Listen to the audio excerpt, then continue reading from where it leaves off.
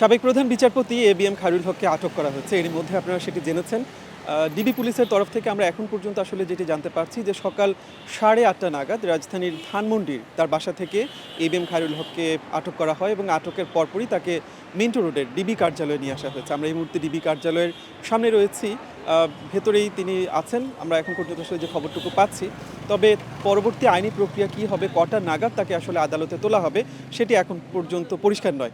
এরকম ক্ষেত্রে আমরা যেটি দেখে থাকি যে মূলত দুপুরের পর থেকে শুরু করে বিকেল নাগাদ সংশ্লিষ্ট ব্যক্তিকে আপনার এই ডিবি কার্যালয় থেকে আদালতে নিয়ে যাওয়া হয়।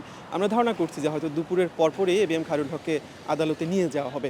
তার বিরুদ্ধে মূল যে অভিযোগের জায়গা সেটি হলো যে তিনি তত্ত্বাবধায়ক সরকার ব্যবস্থা সংক্রান্ত সংবিধানের ত্রয়োদশ সংশোধনী যেটি রয়েছে সেটি বাতিল করে রায় দিয়েছিলেন এবং যেটি বলা হয় যে এই রায়ের মাধ্যমেই মূলত আওয়ামী লীগ সরকার মানুষের ভোটাধিকার কেড়ে নেন এবং স্বৈর শাসনের পথে তারা হেঁটে যান।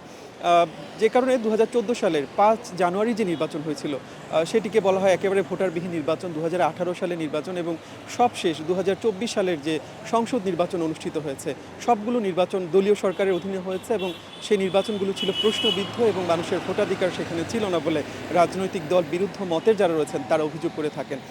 যে কারণে এবিএম খায়রুল হকের বিরুদ্ধে রাজধানীর শাহবাগ সহ নারায়ণগঞ্জে মোট 3টি মামলা আছে বলে আমরা এই মুহূর্তে জেনেছি এবং সেই মামলাগুলি হলো যে তিনি রায় জালিয়াতি করেছিলেন, বিশেষ করে তত্ত্বাবধায়ক সরকার ব্যবস্থা বাতিল করে যে রায়টি দেওয়া হয়েছিল সেই রায়টি তিনি জালিয়াতি করেছিলেন, এরকম একটি অভিযোগে তার বিরুদ্ধে মামলা হয়েছে 5 আগস্ট আওয়ামী লীগ সরকার পতনের পর।